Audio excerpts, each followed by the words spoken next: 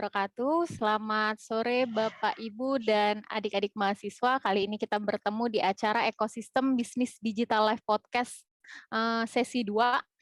Perkenalkan, saya Sanfreni, dosen Fakultas Ilmu Komputer Universitas Esa Unggul. Sore ini 1 jam ke depan kita akan berbincang-bincang mengenai bisnis digital yang dapat disaksikan secara live streaming melalui channel YouTube Indriani Nurhapsari. Sebelum acara dimulai, saya akan membacakan aturan bertanya dan kuesionernya. Bagi peserta yang ingin bertanya, bisa langsung menuliskan nama, asal institusi, dan pertanyaan di chat room Zoom, serta di chat box YouTube. Pertanyaan yang masuk akan dipilih oleh tim untuk ditanyakan langsung ke narasumber. Selanjutnya, peserta diharapkan mengisi kuesioner di akhir acara yang linknya nantinya akan kita share di chat room Zoom dan chat box YouTube. Baiklah, kali ini saya ingin memperkenalkan moderator kita yang sudah tidak asing lagi, yaitu Bapak Gary Firmansyah. Selamat sore, Pak Gary. Selamat sore, Bu Reni. Ini Pak Gary ya, bukan Pak Helmi Yahya, tapi emang mirip. Yang akan berbincang langsung nantinya dengan narasumber kita, seorang praktisi e-commerce, Head of Public Policy and Government, yaitu Bapak Evan Alex Chandra. Selamat sore, Bapak Evan Alex Chandra. Selamat sore. Baiklah, saya akan membacakan profil singkat dari beliau. Bapak Evan Alex Chandra merupakan seorang praktisi dengan pengalaman lebih dari 7 tahun di industri e-commerce. Saat ini Bapak Alex menjabat sebagai Head of Public Policy and Government Relation di sebuah unicorn di Indonesia. Sebelumnya Bapak Alex berkiprah sebagai Ketua Bidang Sumber Daya Manusia, Pendidikan dan Perlindungan Konsumen di Asosiasi E-commerce Indonesia, serta berpengalaman dalam bidang legal dan Public Policy di OLX dan Naspers Limited. Itu tadi profil singkat dari Bapak Alex. Selanjutnya saya persilakan kepada moderator untuk berbincang dengan narasumber kita. Kepada Bapak Gary, saya persilakan. Terima kasih Mbak Reni dan Bapak Ibu semua, mahasiswa, anak-anakku. Assalamualaikum warahmatullahi wabarakatuh. Selamat sore Mas Alex. Sahabat sudah dari berapa tahun ya, hampir 5 tahun gitu kan. Jadi asbabun nuzulnya atau cerita asalnya saya diminta recording in progress mencari narasumber terkait perkuliahan di Spada. Jadi kita akan bikin konten yang akan kita share kepada mahasiswa seluruh Indonesia yang mengambil topik terkait bisnis digital. Nah, langsung ingat teman saya nih Pak Alex yang harus bicara gitu supaya pengalaman beliau bisa di-share ke teman-teman atau mahasiswa semua. Untuk itu kita bincang-bincang santai saja Pak Alex, karena saya khawatir perkuliahan itu karena ini akan direkam jadi materi kuliah, khawatiran adalah nanti mahasiswa jadi kaku nih. Oleh karena itu silakan santai saja. Kalau ada kopi silakan minum kopi di tempatnya. Oke, siap. Jadi mohon bisa share gitu Pak Alex mengenai latar belakang bisnis, bagaimana bisnis dimulai, itu mohon di-share pengalaman-pengalaman itu supaya mahasiswa kita ataupun ya orang yang akan belajar bisnis masuk ke dalam dunia digital itu bisa mengadopsi pengalaman-pengalaman Pak Alex.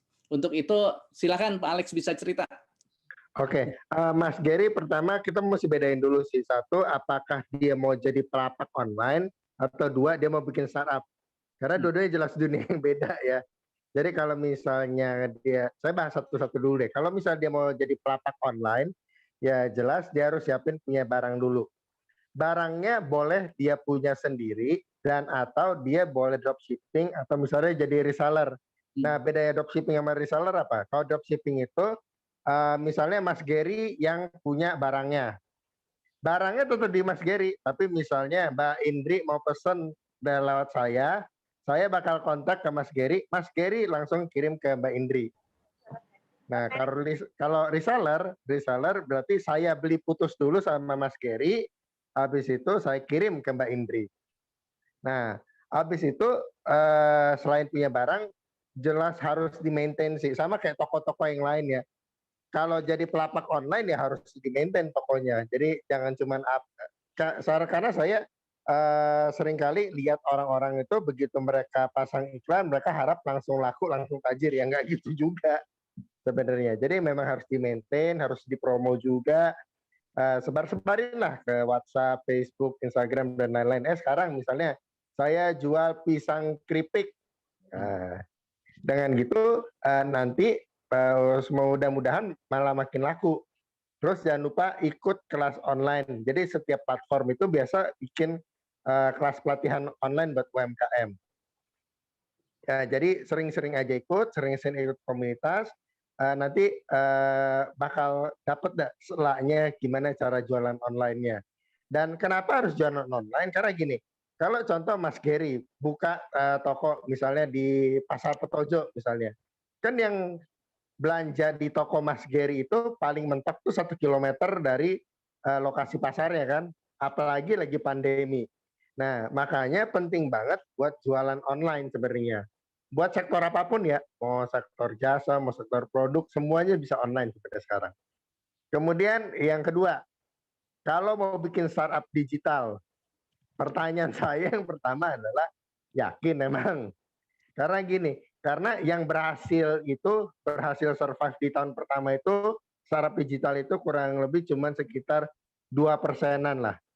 Nah nanti yang bisa bertahan sampai 5 tahun ya 2% dari yang sisa 2% itu. Jadi harus benar-benar yakin. Terus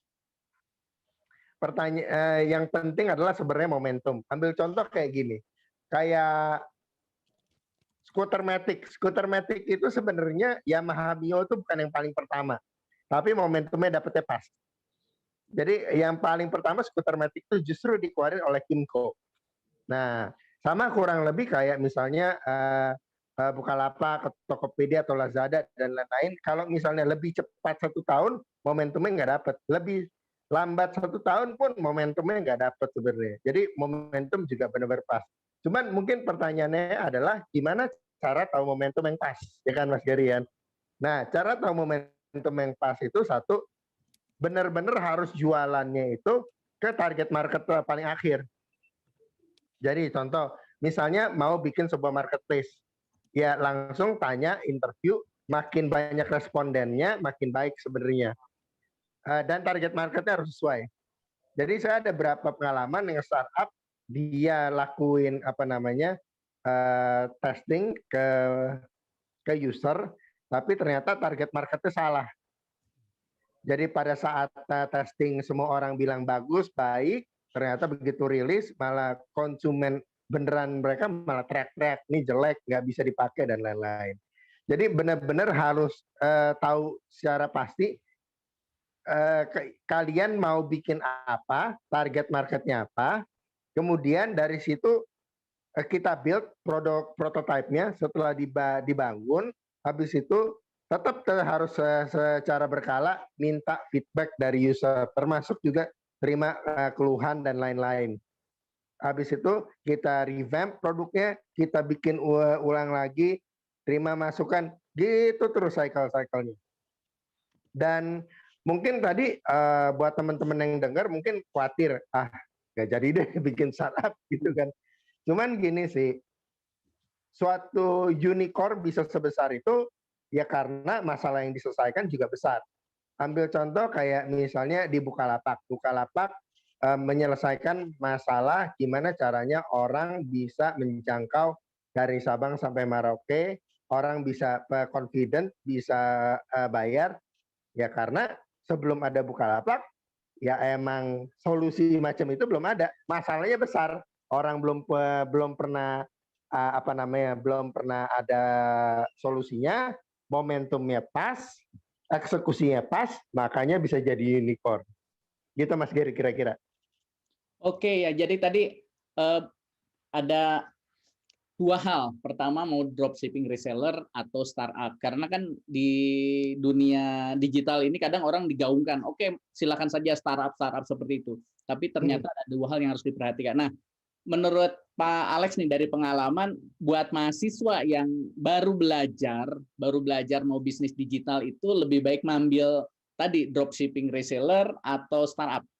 Jadi buat teman-teman nih yang hadir di sini nih nanti, ataupun yang tadi nanti ikut kuliah gitu ya, Mana dulu? Maksudnya kan biasanya mahasiswa itu kuliah tanpa bisnis. Nah, mana dulu yang harus diajarin, jangan sampai begitu masuk yang tadi sebuah industri yang hanya 2% udah hopeless duluan. Nah, oleh karena itu dari pengalaman gimana tuh, Mas Alex? Oke, balik lagi passionnya sih Mas Gary, dia mau passion apa? Karena kalau misalnya dia bikin reseller atau dropshipper tapi ternyata passionnya mau bikin startup, ya nggak cocok sih sebenarnya. Mau bikin startup digital ya.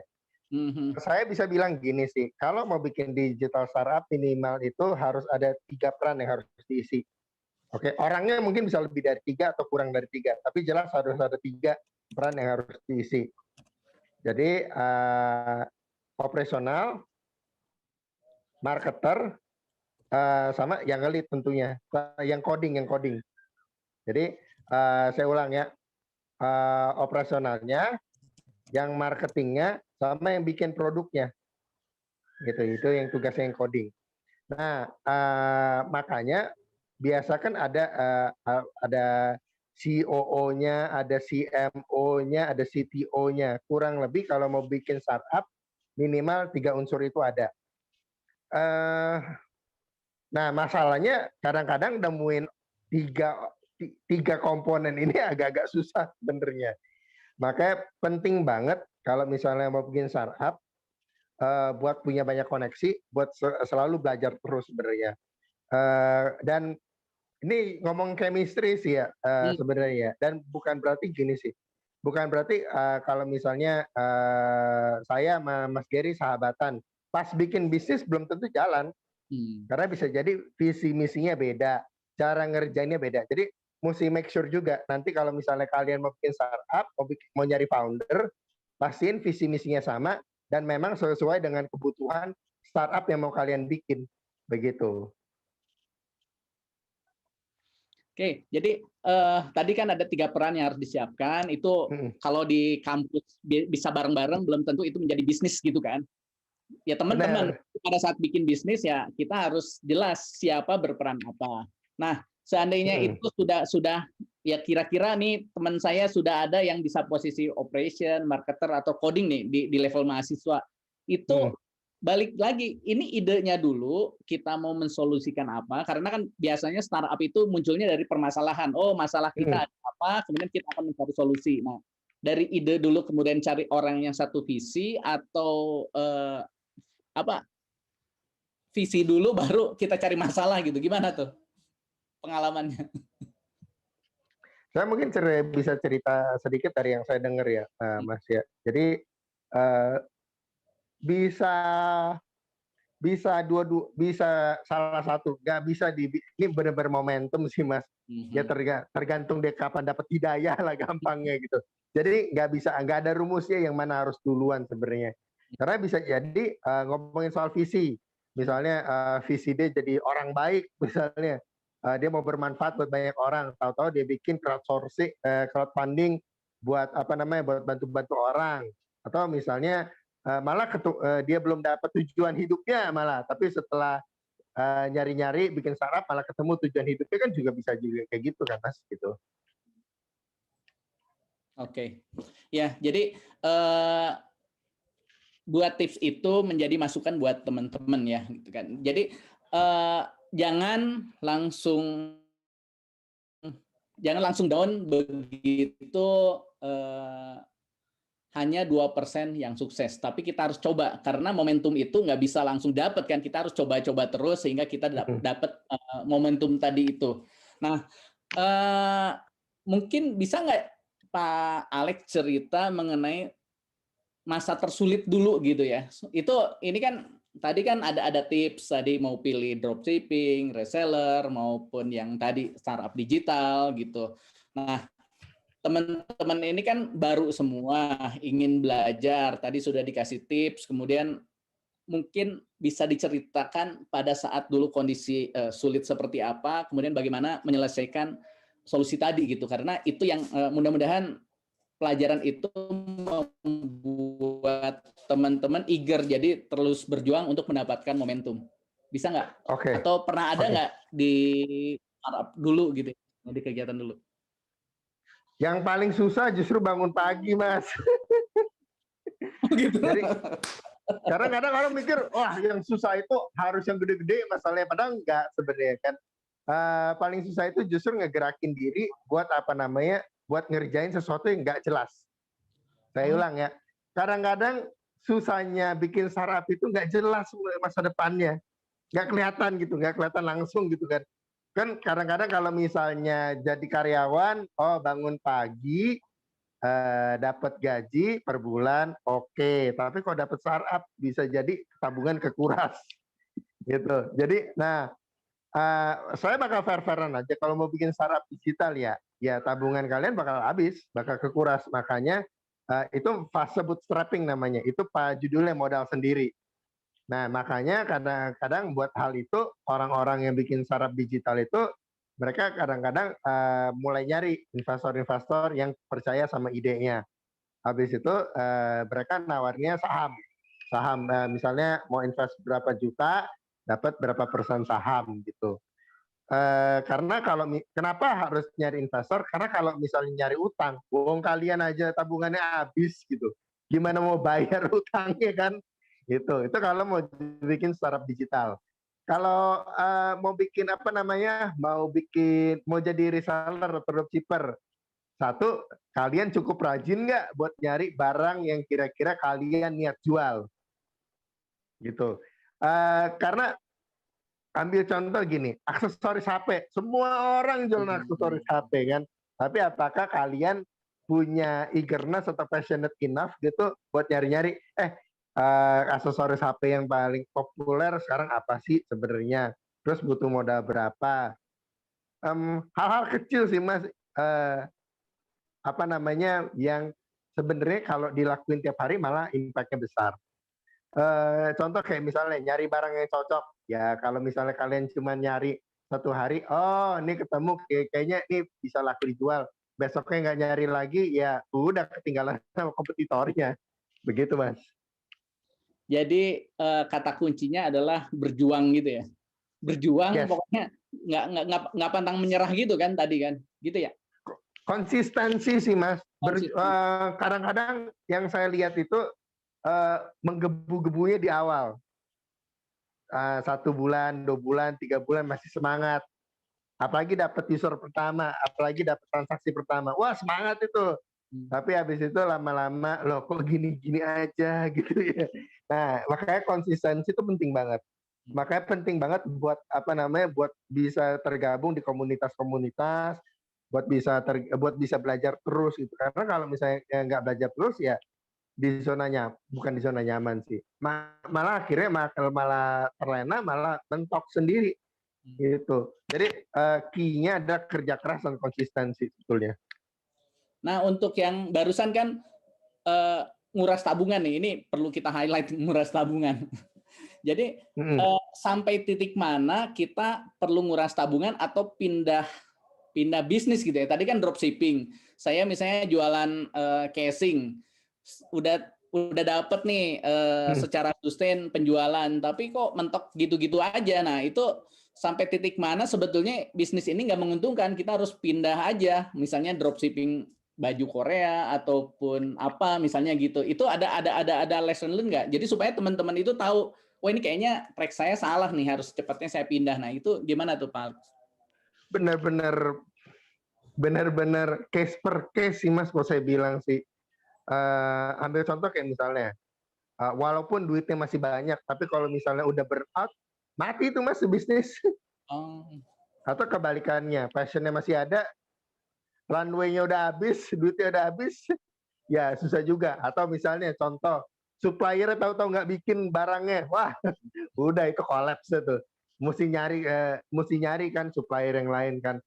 Hal-hal kayak gitu sih. Cuman saya bakal bilang gini sih, ada berapa yang mesti dipertimbangin. Satu ya jelas passionnya.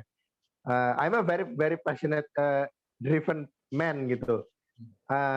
Tapi juga memang harus harus aware juga bahwa ya kalau mau jalanin bisnis ya emang harus ada modal kan seenggaknya kan. Nah makanya kalau boleh usul sebetulnya, mungkin banyak teman-teman di sini yang tertarik denger ceritanya Bill Gates atau ceritanya Mark Zuckerberg yang belum selesai kuliah, cabut dari kuliah DO gitu kan. Jangan lupa mereka itu Harvard DO-nya. Itu satu. Bukan ngecilin kampus-kampus yang lain ya. Dua, bisnisnya itu udah jalan sebelum mereka DO. Jadi pada saat mereka keluar dari kampusnya, ya karena bisnisnya udah nggak kepegang kalau mereka nggak keluar, nggak lakuin full time pekerjaannya. Jadi kalau saya boleh saran, kalau buat teman-teman yang mau bikin startup digital, yang mau jadi pelapak online, mungkin bisa start small gitu. Jadi jangan dipikir pengen langsung jadi unicorn dalam waktu 5 tahun. Ya bisa sih, cuman ya better startnya small. Jadi gini, ini yang selalu saya sharing. Gimana caranya makan ikan paus? Nah, cara makan ikan paus itu ya dipotong kecil-kecil, dicacah. Jadi satu hari direndang, besoknya dibikin asam manis, besoknya digoreng. Jadi biar gak bosen dan lama-lama habis gitu. Dan bisa fokus juga kan. Jadi kalau saya boleh saran buat teman-teman yang mau mulai bisnis, start dari yang kecil, sambil nyambi gak ada masalah. Mulai aja bareng teman-teman, tahu-tahu bisa dapat momentum, dapetnya gede, saya rasa nggak ada masalah juga kalau misalnya kalian jadi full time di situ. Nah, tapi mesti mikir beberapa kali kalau misalnya kalian tahu-tahu dedicated full time di situ. Kalian mesti mikirin kuliah kalian selesai atau enggak. Yang kedua, kalian bayar tagihan kalian gimana caranya? Kalian makan sehari-hari gimana? Gitu. Jadi kadang-kadang orang suka lupanya di situ, langsung lihatnya oh jadi unicorn, tapi lupa bagian perjuangannya. Ya kan kalian mesti makan kan, kalian mesti makan tiap hari kan? Gitu. Kalian mesti mikirin gimana caranya sehari-hari kalian tetap bisa makan, tetapi bisnis kalian tetap jalan. Gitu. Nah, ini kalau terkait dengan UMKM, kan banyak sekali UMKM dengan produk yang sama gitu ya, Pak Alex ya. Nah, gimana caranya supaya produk itu nggak tenggelam gitu ya? Jadi muncul kalau di platform itu apakah harus dikemas, apakah fotonya baik dan segala macam seperti itu. Kira-kira seperti apa? Juga gimana caranya produk tersebut aman dikonsumsi, kemudian tidak melanggar hak. Karena kan istilahnya banyak sekali nih mahasiswa pengennya shortcut aja, pokoknya yang penting sukses gitu. Padahal kan dalam jangka panjang tidak baik. Nah itu gimana tuh tipsnya? Oke. Ini saya punya cerita menarik nih Mas. Jadi kadang-kadang ya kayak tadi saya bilang, orang ngarep begitu udah pasang online langsung bisa tajir melintir kan. Nggak gitu caranya. Oke, masalah produk ya. Ini menarik nih Mas. Bisa jadi produknya Mas yang Mas Gary pasarkan di Bukalapak, di Tokopedia, di Lazada, di JD dan lain-lain itu malah lebih laku di salah satu e-commerce karena ternyata target marketnya cocok. Teman saya jualan bakmi mentah, dia malah lebih laku di satu platform dibanding platform yang lain karena ternyata target marketnya cocok. Kemudian istrinya bikin lagi Mas. Istrinya bikin produk bakmi mentah juga, tapi agak didifferentiate, malah lebih laku yang kebalikannya. Jadi dia lebih, kalau suaminya laku di toko A, suaminya laku di platform A, istrinya malah laku di platform B. Nah, jadi kalau buat teman-teman yang masih kebingungan ya, begitu misalnya udah punya produk, udah. Nah, kalau saran saya paling pertama itu justru jangan mikirin bungkusnya dulu, rasanya dulu segala macam. Tapi fokus buat ngembangin pasarnya dulu. Kadang-kadang yang saya ketemuin gini Mas, mereka misalnya udah pasarin di platform A misalnya, ternyata nggak laku nih, langsung patah semangat, nggak jadi jualan lagi. Padahal bisa jadi dia malah lakunya itu di platform B, C, D, E gitu. Dan saya konsepnya mikirnya gampang sih sebenarnya. Kalau misalnya teman-teman dikasih pilihan, kalian mau jualan di toko yang yang pelanggannya 5.000 atau yang pelanggannya 5 juta? Coba dipikir dulu. Kalau saya, kenapa nggak dua-duanya? Itu. Jadi, nah setelah apa namanya udah ketemu nih target marketnya apa, baru mulai upgrade packagingnya, mulai pakai logo. Terus ada hal-hal yang sebenarnya gratis yang sebenarnya bisa dilakukan oleh pelapak mula-mula. Customer service, Mas. Kadang-kadang orang tuh suka lalai ngurusin customer service ya. Contoh misalnya chat gak segera dibalas, nunggu 3 jam, 5 jam, 1 hari baru dibalas ya. Nggak, orang jadi males dong beli. Terus apa namanya kecepatan pengiriman, seberapa cepat misalnya saya begitu klik OK, buy, langsung dikirim. Benar memang perusahaan logistik yang ngirim, tapi kan kalian yang nentuin seberapa cepat kalian ngepak ya kan. Itu hal gratis yang bisa dilakukan. Habis itu biar gak tenggelam, baru dah mulai pakai fitur-fitur promosi yang disediakan platform tersebut. Jadi bukan yang pertama, Mas, justru terakhir. Pada saat dia udah siap, udah tahu produknya kekuatannya apa, CS-nya udah beres, baru mulai lakukan promo. Begitu. Oke. Nah, kalau kita mundur ke belakang, nih kan lagi bikin bisnis tadi, uang nguras tabungan. Nah, itu nyari investor. Kan kalau di film-film itu untuk bikin startup itu mereka kayak jual ide dan segala macam, itu ada tipsnya nggak gitu? Maksudnya tadi kan karena yang masuk platform itu banyak, seakan-akan kita tenggelam, kemudian gimana caranya supaya kita sustain dan kita mencari dukungan tadi ya investor supaya kita bisa tetap on track tadi gitu. Gimana tuh, Malik? Oke, kalau ngomongin nyari investor, start dari lingkungan paling awal dulu sih, Mas.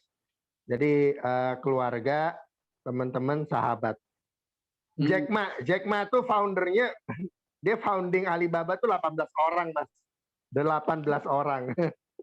Jadi startnya dari situ. Kalau investor ya, tapi kalau misalnya kalian produk yang kalian mau jual di end customer, jangan tanya ke lingkaran terdekat. Contoh gini, kalau misalnya kalian mau jualan keripik pisang, justru jangan tanya ke orang tua kalian enak atau enggak.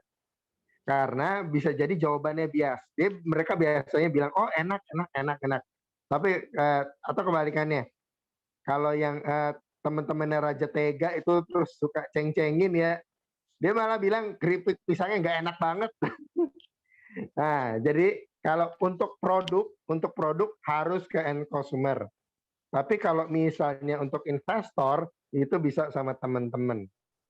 Kalau misalnya kalian jadi ada berapa pilihan sih. Kalian bisa minta investor dari teman-teman, om, tante, orang tua, sahabat, dan lain-lain. Atau bisa juga kalau misalnya credit scoring kalian bagus, kalian bisa minjem ke bank. Tentunya dengan jumlah yang nggak banyak, tapi sebenarnya ya cukup lah yang kalian pikir kalian bisa balikin lah. Gimana caranya gitu. Dan nggak cuma asal bikin doang.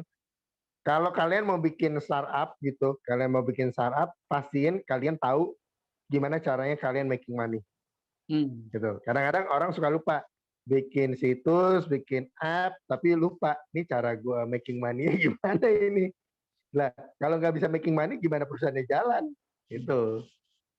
Oke, jadi barusan tuh keyword making money itu penting untuk mahasiswa ataupun dosen di sini gitu ya. Karena kan kalau di kampus itu hanya from zero to product gitu. Jadi hanya sampai produk.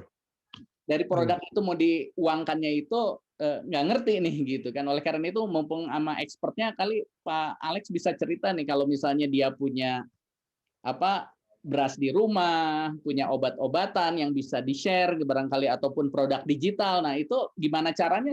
Ada tipsnya nggak? Gimana sih making money atau ya secara general making money itu gimana tuh? Oke, making money-nya bisa macam-macam. Oke, ini balik lagi mesti belah dua sih.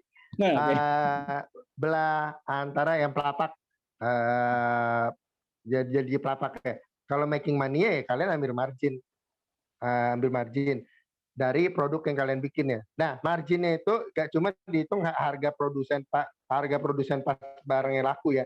Ambil contoh kayak misalnya bakmi mentah yang tadi. Gak cuma dihitung dari harga telur dan terigunya aja, tapi juga dari dari labor work-nya, kemudian juga harga packaging-nya, sama ongkos-ongkos lain yang mungkin kalian temui gitu. Kalau misalnya ongkos kirim, kalau misalnya di platform, oke lah itu udah ditanggung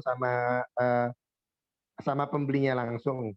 Dan sebenarnya kalau misalnya ngomongin making money, kalau dengan packaging yang baik dan target market yang pas, kalian bisa jual berlipat-lipat harganya. Ambil contoh kayak misalnya kalian mau jual klepon nih misalnya, kalian mau jual klepon tapi misalnya kardusnya premium, packagingnya premium, kleponnya didesain satu-satu, itu yang harganya mungkin dulu modalnya cuma 1.000, tapi kalian bisa jadi jualnya bisa 5 kali lipat, 6 kali lipat, 8 kali lipat mungkin. Jadi packaging juga ngaruh sebenarnya kalau buat ningkatin margin kalian. Terus, saya juga sempat dapat ajaran gini. Kalian harus milih nih. Kalian pada saat misalnya mau dapat keuntungan 1 juta US dollar. Kalian harus milih nih, ke berapa orang kalian harus pasarkan. Apakah kalian lebih milih buat 1 juta orang bayar $1, atau kalian mau milih nih, kalian mau milih cuma 10 orang yang bayar tapi bayar 100.000. Gak ada yang salah di pilihan itu. Tapi benar-benar preferensi kalian. Ambil contoh kayak misalnya tas misalnya, tas Birkin, tas LV, ya mereka lebih milih buat ya sedikit aja orang yang beli, tapi sekali beli bisa banyak, bisa mahal harganya gitu. Itu untuk produk. Sekarang kalau misalnya untuk startup digital, macam-macam revenue stream-nya. Kalian mesti milih dulu juga mau jadi B2B, B2G, atau C2C, atau B2C. Nah, contoh kayak misalnya yang C2C, ambil C2C kayak misalnya ya consumer to consumer. Jadi kayak misalnya marketplace pada umumnya, kalian bangun platform marketplace, kemudian charge biaya untuk promosinya misalnya. Itu bisnis model yang C2C. Kemudian kalau misalnya B2B, kalian bisa impose harga buat misalnya company yang jadi klien kalian. Kalian misalnya mau siapin software as a service-nya, kalian mau charge berapa? Atau bisa juga yang mungkin orang kadang-kadang nggak terlalu lihat iklan sebenarnya, Mas. Ambil contoh kayak Detik. Detik itu saya bisa bilang bukan platform berita lagi sekarang, tapi platform iklan kan. Jadi setiap slot yang Mas Gary klik, setiap slot yang Mas Gary lihat, itu sebenarnya adalah iklan-iklan yang jadi revenue stream untuk Detik. Jadi di sisi konsumen dia bisa dapat layanan gratis, konten berkualitas, tapi di satu sisi perusahaannya juga bisa sustain dari hasil iklan-iklan. Atau misalnya Google juga sama. Bisnis modelnya Google Search ya. Google Search itu bisnis modelnya dari ads, dari iklan juga. Jadi yang top 3 atau 4 yang kalian lihat itu pada umumnya ada tulisan AD, nah itu ads tuh. Itu iklan yang dibayar orang-orang supaya dia paling atas, begitu. Jadi tergantung si kasuis sih Mas, dia mau revenue stream-nya mau kayak gimana. Oke, jadi summary yang barusan itu boleh pilih apapun, yang penting kejual kan, menghasilkan value gitu ya. Benar. Yang penting harus nyari cara gimana caranya itu bisnis bisa sustain. Ya, nah ini kan banyak sekali nih mahasiswa IT di sini. Apakah mahasiswa IT itu harus bikin platform atau bisa bikin produk nggak yang bisa dijual di platform tadi? Ya nggak ngerti, misalnya bikin program dijual di marketplace atau apa, barangkali ada ada pernah pengalaman nggak Pak Alex gitu ya, supaya mahasiswa-mahasiswa di sini nih yang hampir 100 ini bisa punya produk yang malam ini kerjakan dan dijual tuh di platform gitu ya? Baik lagi sih, dia mau jualan apa?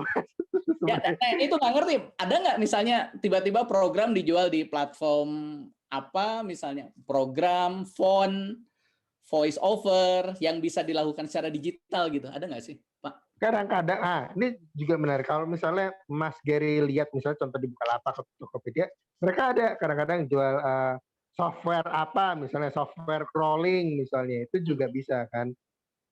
Jadi baik lagi sebenarnya mau jualan apa, atau misalnya jasa desain, atau misalnya jasa bikin website, itu juga bisa. Atau misalnya kompilasi PDF misalnya. Jadi bermacam-macam sih sebenarnya.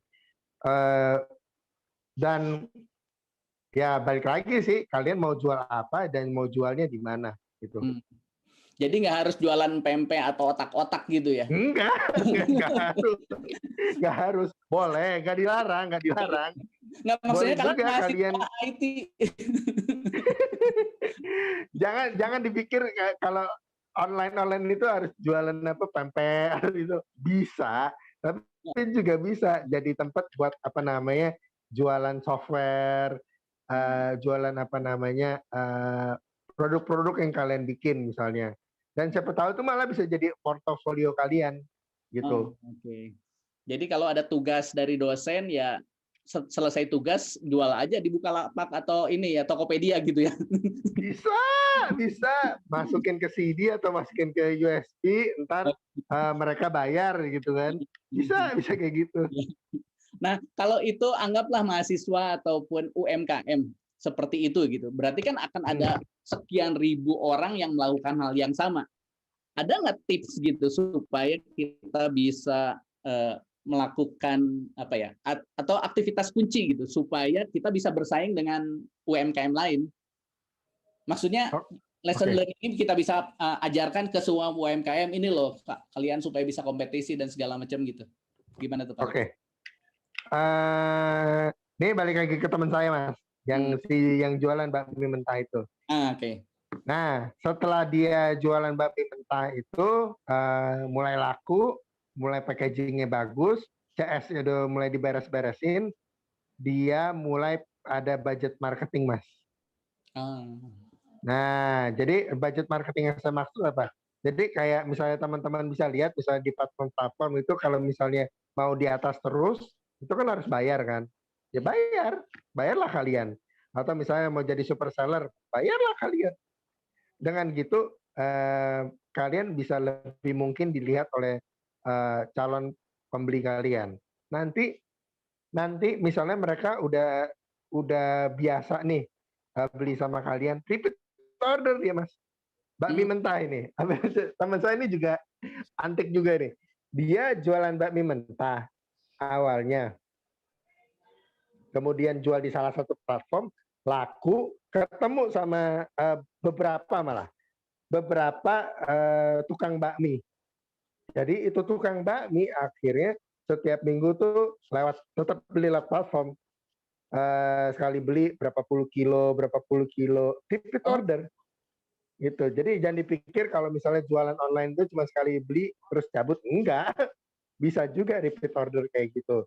Sekarang itu satu teman saya itu skala masih UMKM, tapi 1 bulan itu 1,7 ton Mas. Oh, itu bukan UMKM. 1,7 ton bakmi. Gitu. Nah, teman-teman berarti ada yang boleh jualan bakmi atau harus nyari yang lain? Ya kalau balik lagi, Mas dia suka apa sih? Contoh kayak misalnya Mas Gary ternyata jago bikin bumbu pecel, ya jualan bumbu pecel aja, nggak usah malu gitu. Atau misalnya Mas Gary ternyata nggak seneng jualan bumbu pecel, saya mau bikin software as a service aja lah.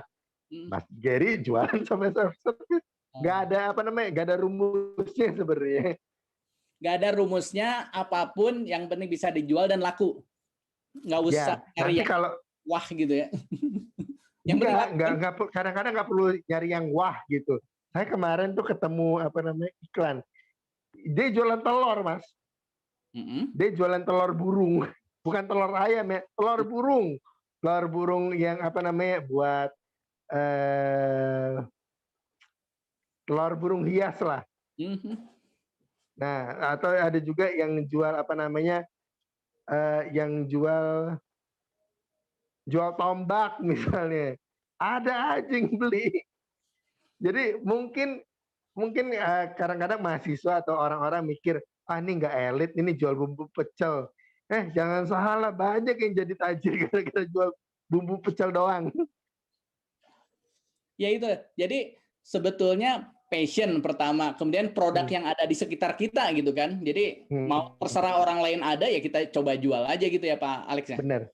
Dan belum tentu kalian harus yang belibet. Belum tentu produk yang kalian jual itu adalah produk yang kalian bikin sendiri. Bisa jadi produk milik orang lain. Misalnya kayak tadi Mas Gary jualan produknya Mbak Indri, misalnya kan bisa juga kayak gitu. Atau kebalikan. Dan bisa jadi dari beberapa source ya Mas ya. Contoh misalnya Mas Gary ambil produknya dari saya, dari Mbak Indri, dari Mas Budi atau mas-mas yang lain lah, atau mbak-mbak yang lain. Misalnya Mas Budi ada 10 teman gitu, kumpulin jadi satu di tokonya Mas Gary. Misalnya Gary Store, bisa juga kayak gitu. Nanti misalnya contoh, saya jualannya bumbu pecel. Begitu yang mau beli bumbu pecel, Mas Gary langsung kontak saya. Mas Alex nih, tolong ada yang mau beli bumbu pecel 3 kilo, alamatnya di jalan bla bla bla bla. Gak lama, tahu-tahu Mbak Indri misalnya jualan laptop. Mbak Indri, ini ada yang mau pesan laptop Asus ukuran 14 inci, speknya gini, beralamat di jalan sini. Ntar Mbak Indri yang kirim ke lokasi yang bersangkutan. Mas Gary happy, dapat cuan, dapat untung. Cuman ini kan yang saya ngomong, jalan ini ya nggak segitu gampangnya. Butuh dedikasi buat nyari penjual-penjual itu. Itu. Nah itu endurance nunggu pembelinya itu berapa lama kalau misalnya seminggu nggak ada yang beli-beli, gimana tuh? Kuat. Nah, Mas, itu ada salah satu komunitas di tempat saya itu 3 bulan baru pecah telur. Oh. Nah, karena salah metodenya. Itu salahnya apa? Kali ada tips apa gimana gitu supaya teman-teman nggak mengulangi hal yang sama? Nggak diurus, tokonya cuma upload doang, habis itu dibiarin aja. Nggak dipromosiin, nggak diberesin. Ya didiemin gitu aja. Ya, akhirnya 3 bulan ada aja yang mau beli. Gitu. Didiemin aja 3 bulan ada yang beli, Mas. Gimana kalau diurus? Kalau diurus dengan baik, 1 minggu udah pecah telur. Oh gitu. Asal diurus dengan baik. Nah itu jadi tadi barang nggak harus yang aneh ya. Misalnya saya di Papua jualan koteka itu ya boleh-boleh aja. Ada aja yang beli, Mas. Bener, ada aja yang beli.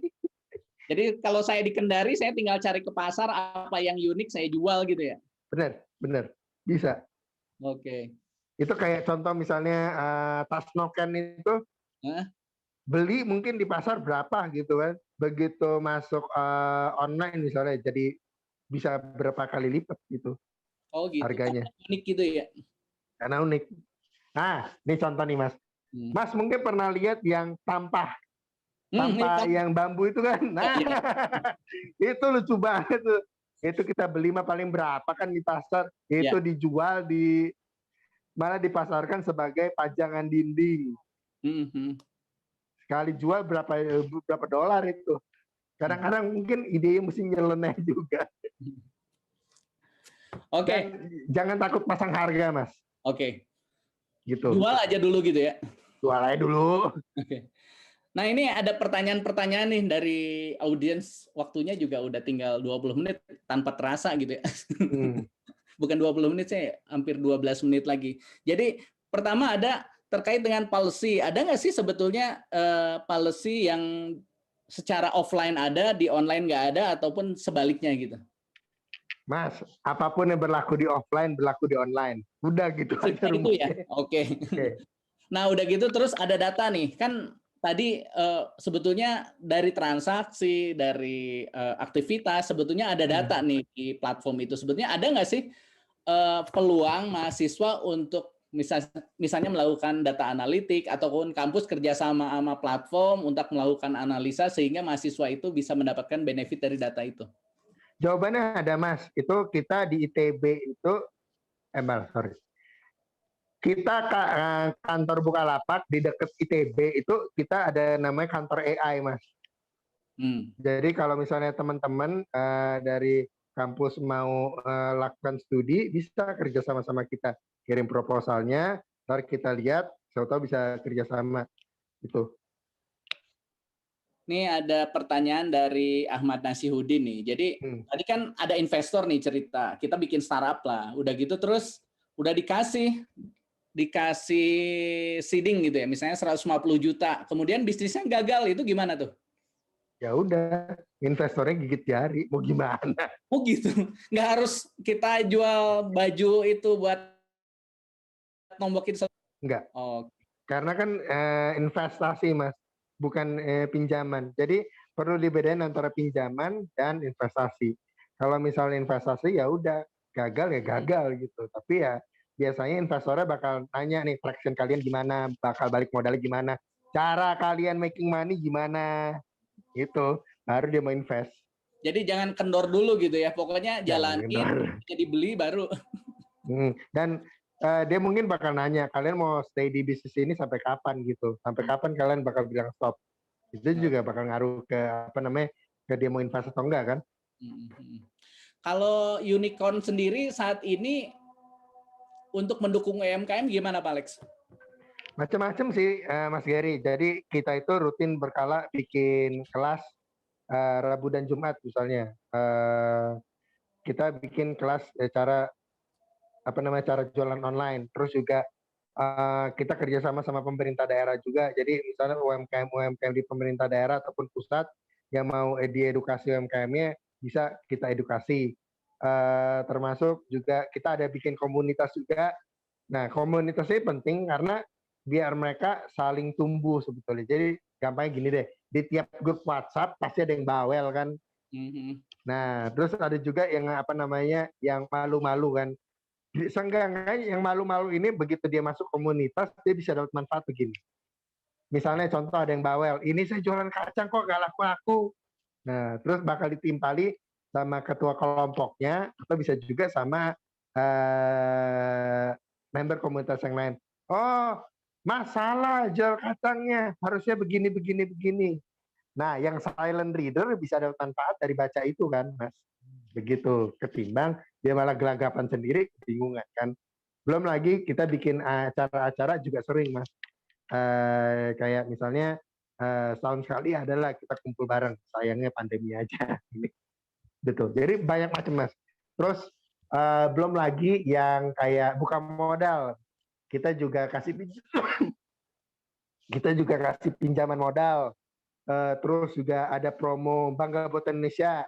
Jadi buat teman-teman UMKM bisa lebih dipromosin kalau misalnya barangnya asli Indonesia.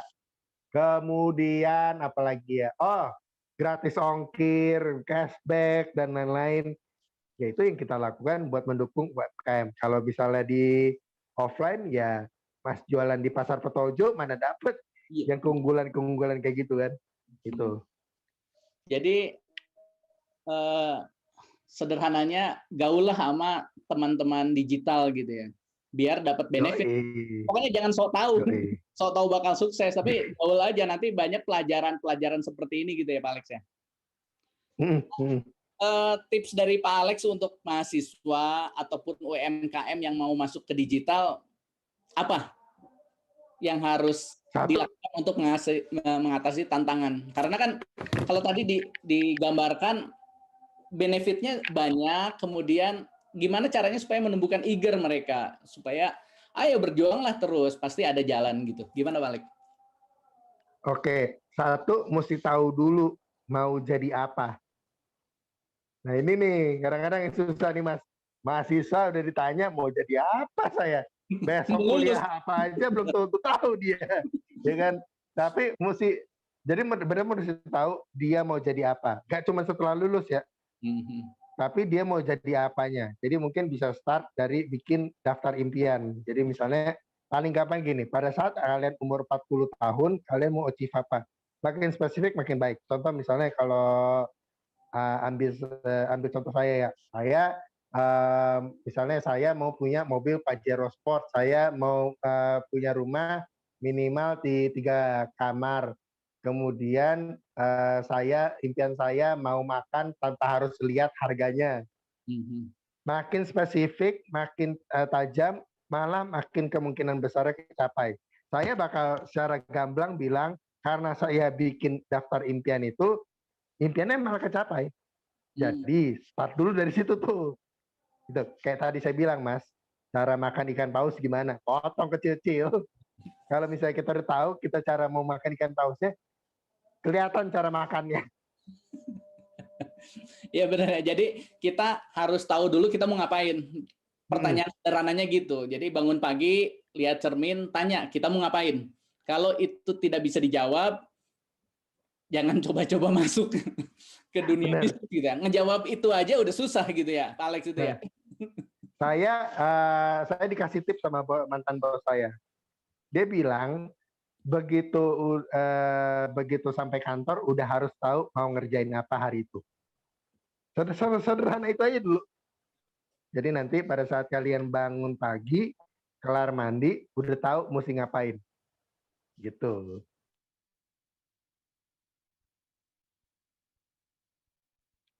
Halo, Mas Geri, masih ada di situ?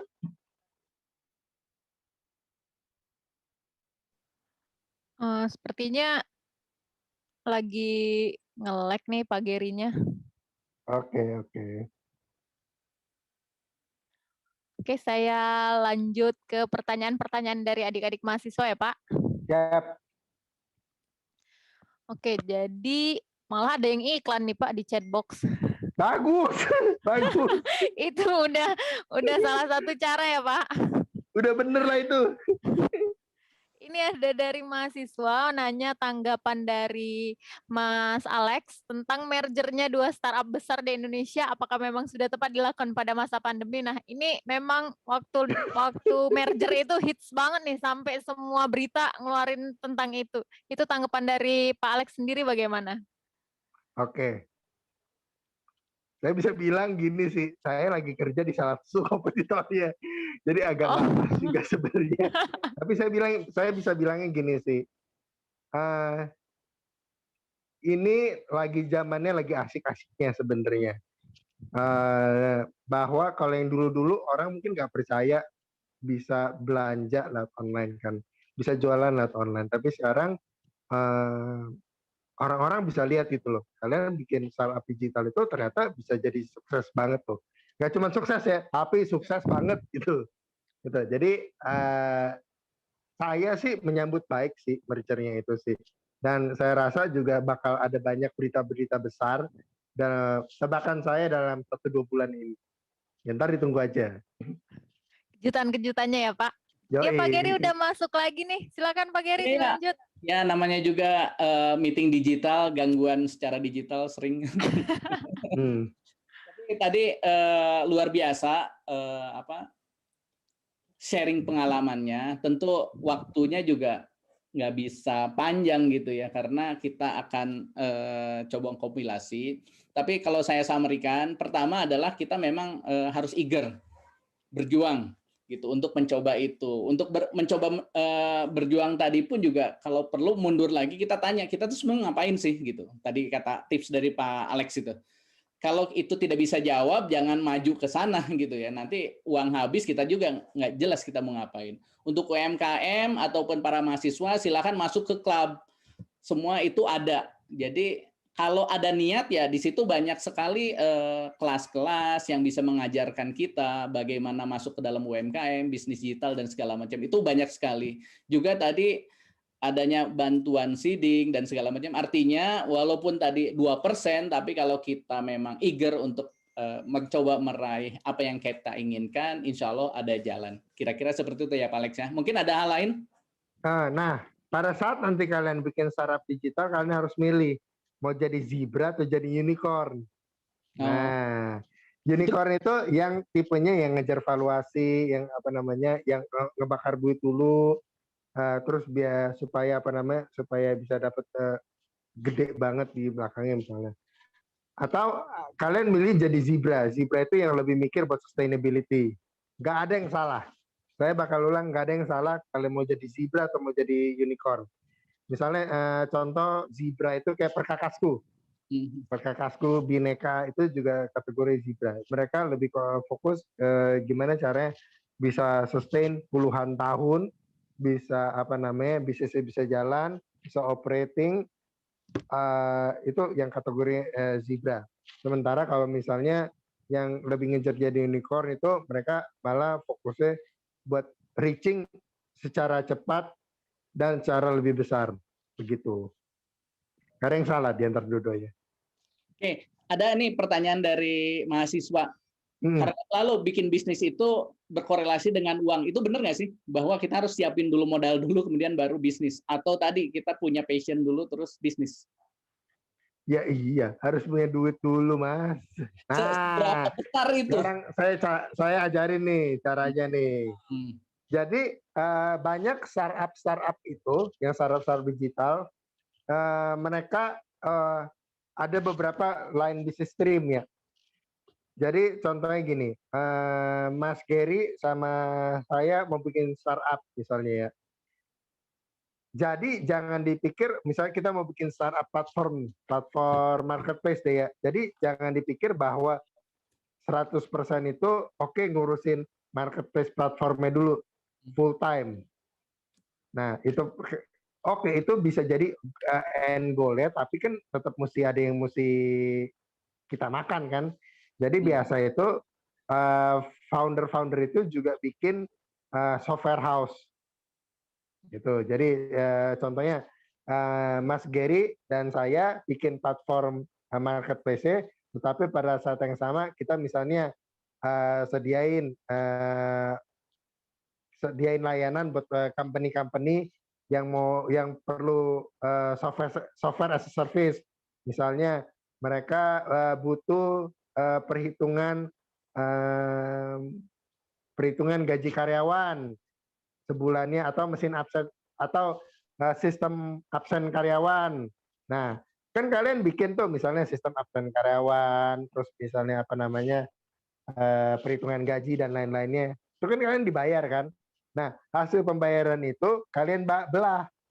Kalian belah buat operasional perusahaan, termasuk ngidupin yang platform marketplace-nya itu. Terus jangan lupa belah buat kalian juga. Kan kalian butuh makan. Gitu. Jadi jangan lupa menggaji kalian diri sendiri, tapi juga jangan lupa menggaji apa namanya bisnis kalian juga. Gitu. Itu cara supaya bisnisnya bisa sustain, seenggaknya bisa survive. Jadi pada saat momentum yang saya dapat, kalian bisa langsung go full time di situ.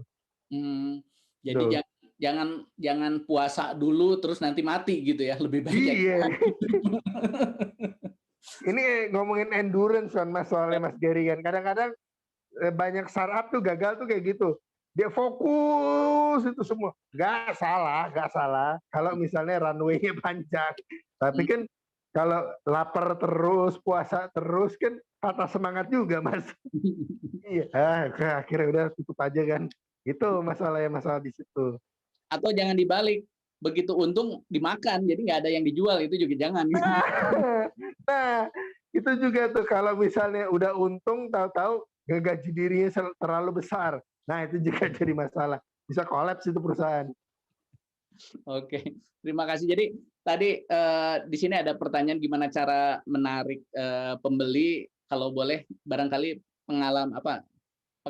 pengalaman tadi mie mentah tadi gitu ya. Jadi pokoknya jual aja dulu gitu. Nanti akan ketahuan pada saat sustain kita mulai mengembangkan bisnis gitu ya. Gitu Key-nya semua orang harus tahu Mas Gary jualan apa. Oh gitu.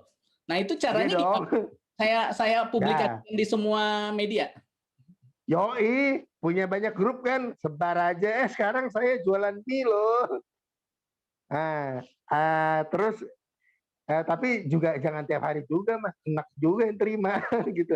Jadi mesti mainnya cantik juga. Jadi mungkin dikirimnya seminggu sekali atau misalnya 2-3 minggu sekali. Tapi key-nya adalah semua orang tahu Mas Gary harus jualan apa. Sorry, semua orang tahu Mas Gary jualan apa gitu. Oke. Jadi teman saya ini semua orang tahu dia jualan bakmi mentah. Mungkin nggak butuh sekarang, tapi mungkin butuh 3 bulan lagi dia bakal beli itu bakmi mentah. Begitu. Oke, karena waktu juga habis Pak Alex, ini bukan artinya kita terputus, nanti tetap kita kontak. Materi ini akan dikemas menjadi materi digital bisnis. Kita akan share ke semua mahasiswa yang bisa mengakses pada tadi, supaya pengalaman Pak Alex ini bisa menjadi dorongan mereka pada saat masuk bisnis, juga untuk para UMKM gitu ya. Jadi untuk para UMKM silahkan cobain saja. Tadi yang saya highlight pertama adalah kita tanya betul nggak kita mau bisnis gitu. Kalau kalau itu nggak bisa dijawab ya percuma saja gitu. Kedua, informasikan ke semua orang, saya lagi bisnis ini loh gitu kan. Jadi semua orang bisa tahu apa yang dilakukan. Ketiga, gimana caranya menjual gitu ya. Bukan gimana caranya bikin produk, tetapi gimana caranya menjual, harus jadi uang gitu. Mau tadi keripik pisang apa, kalau itu jadi uang ya itu namanya bisnis gitu ya. Oke, terakhir nih pesan bagi calon wirausaha muda, para mahasiswa ini apa nih? Silakan. Pesannya,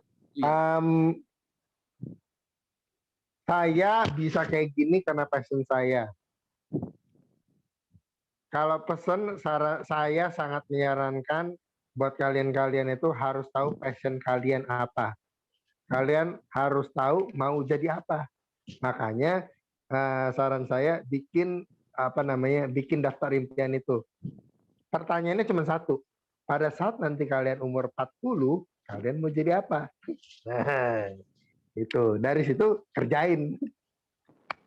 Jadi ini tips buat wirausahaan muda ya. Jadi yang umur 41 itu nggak bisa. Ya kalau udah 41 tanya lah, umur 50 mau ngapain? Oh gitu. Kirain harus mundur, kemarin tuh ngapain setahun yang lalu gitu. Oke, itu saja Pak Alex dari kami tim Spada. Untuk itu saya kembalikan ke Bu Sanfreni, tapi saya ucapkan terima kasih ilmunya yang luar biasa. Silakan Bu. Pak. Oke, terima kasih Pak Alex atas sharing knowledge dan tips-tipsnya. Berarti itu masih berlaku buat saya karena saya masih 30 tahun, Pak ya. Oke, untuk para Bapak Ibu peserta dan adik-adik mahasiswa jangan lupa diisi kuesionernya. Selanjutnya kita akan foto bersama terlebih dahulu. Kepada Bu Kiki, mohon dipandu dulu. Mohon untuk seluruh peserta mengaktifkan videonya.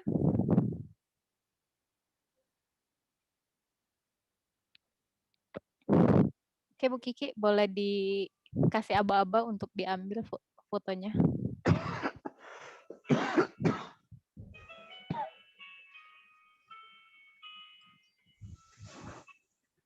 Ya, slide pertama.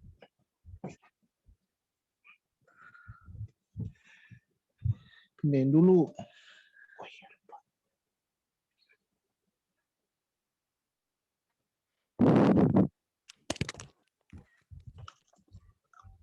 Slide kedua.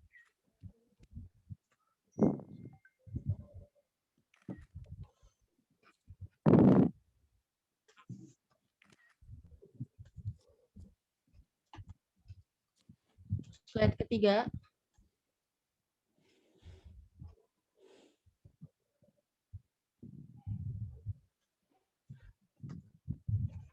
Slide terakhir.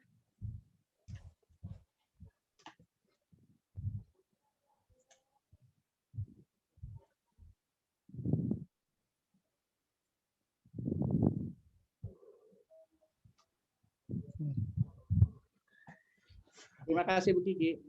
Ya. Oke, terima kasih banyak Bapak Alex. Saya ucapkan sekali lagi terima kasih juga kepada tim panitia dan peserta sudah mengikuti live podcast kita hari ini. Jangan lupa menyaksikan live podcast kita di sesi berikutnya, masih ada satu sesi lagi. Semoga kita selalu dalam keadaan sehat, tidak kurang suatu apapun, dan selamat sore, selamat istirahat. Wassalamualaikum warahmatullahi wabarakatuh. Waalaikumsalam. Terima kasih. Terima kasih sekali. Izin maaf ya Bapak Ibu.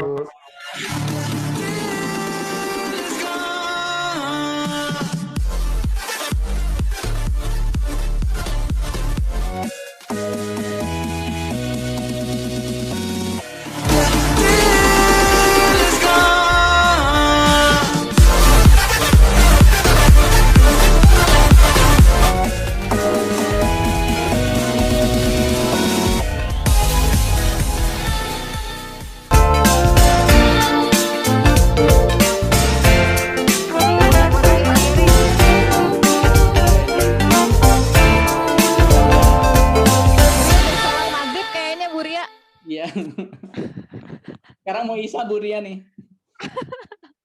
Kita baru mau maghrib ya Pak. Iya, kita tunggu jualan Bu Ria dari Kendari. Oke, siap. Oke teman-teman, Fikra, terima kasih Bu Kiki, Pak Yul, Pak Arif, Pak Budi tadi, teman-teman magister, terima kasih. Semoga sukses buat para pebisnis muda, silakan dicoba. Tadi tips-tipsnya, kita ingin melihat bagaimana kesuksesan Anda. Terima kasih, Assalamualaikum. Waalaikumsalam warahmatullahi wabarakatuh. Izin live semuanya.